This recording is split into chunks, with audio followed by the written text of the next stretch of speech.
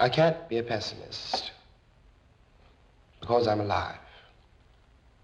To be a pessimist means that you have agreed that human life is an academic matter.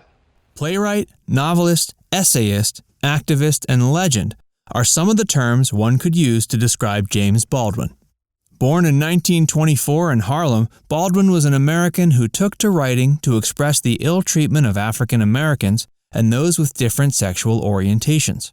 A lot of his work features protagonists who struggle with social acceptance in America's mid-20th century society, where only some races and classes were thought worthy of dignity.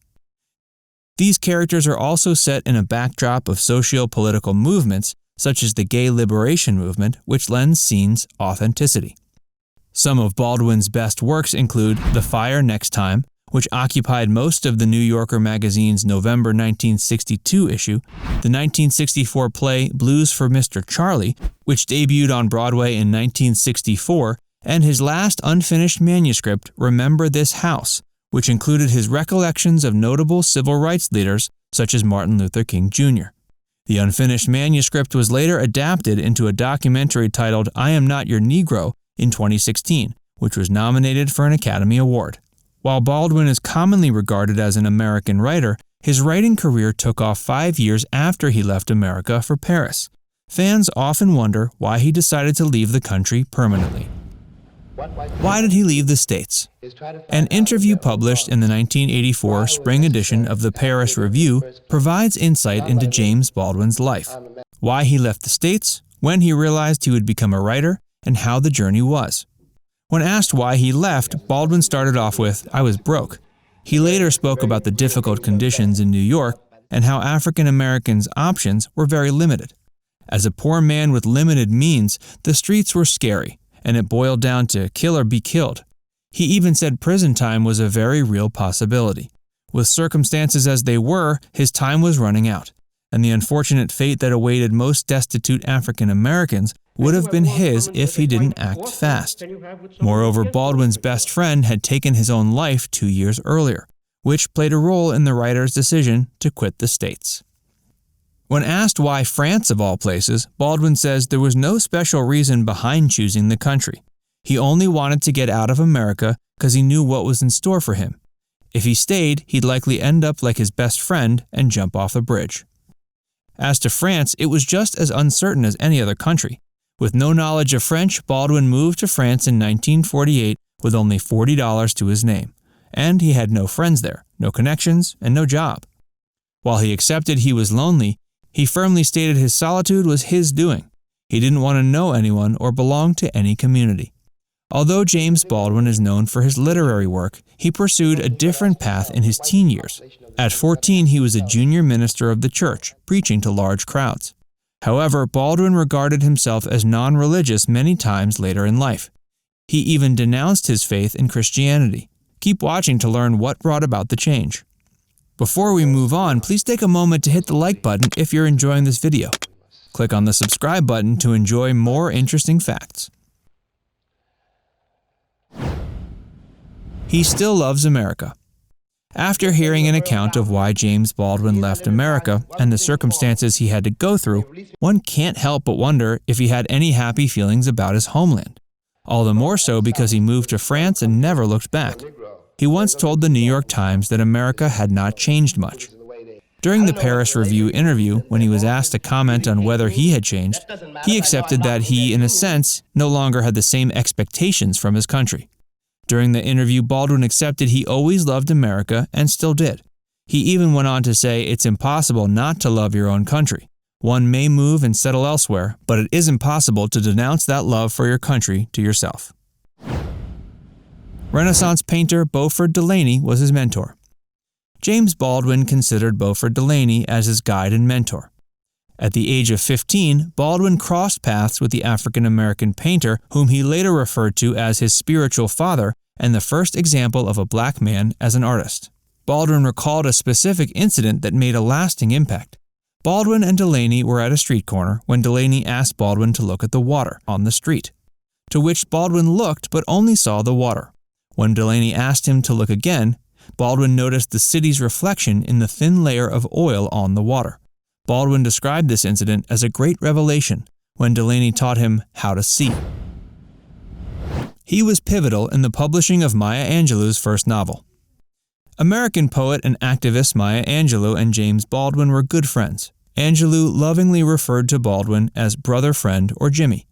The two spent quite a lot of time together, and on one such evening, Baldwin took Angelou to a party at Jules and Judy Pfeiffer's place.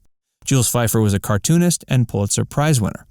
At one point in the evening, guests were sharing personal stories, and a story Angelou shared caught Judy's interest. Judy promptly suggested that Random House editor Robert Loomis have Angelou write a book. However, when Loomis approached her, she turned down the offer. It was only when Loomis approached a second time with a challenge that Angelou decided to take it up. He was a film critic. James Baldwin was not only an excellent writer, but a great critic as well. Some even go as far as to say Baldwin was the greatest film critic ever.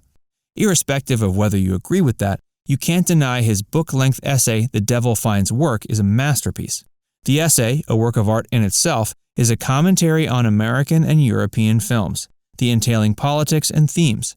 Much like Baldwin's other literary work, his words in the essay are as elegant as they are blunt. For instance, his mention of The Exorcist is simply extraordinary. The 1945 Saxton Fellowship was crucial in keeping him encouraged and alive. James Baldwin received 4 writing grants from 1945 to 56, but he considers the 45 Saxton Fellowship the most important in his career. He was only 21 years old, and the grant launched him in the publishing world. So it's not surprising it played a big role in boosting Baldwin's morale. Interestingly, the novel he finished with the help of the grant, Go Tell It on the Mountain, wasn't well received. So the grant didn't directly launch him into the world of fame and book deals, but gave him a stepping stone. After the novel, he reviewed books, which was not only an educational experience, but entertaining. Baldwin enjoyed the experience, and overall, it shaped his writing. He was a preacher from 14 to 17.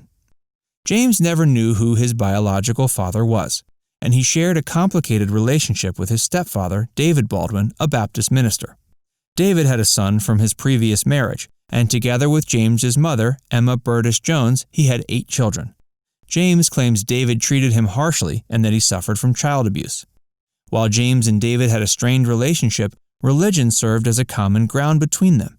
James followed in his stepfather's footsteps and sought respite from the difficult circumstances at home in religion.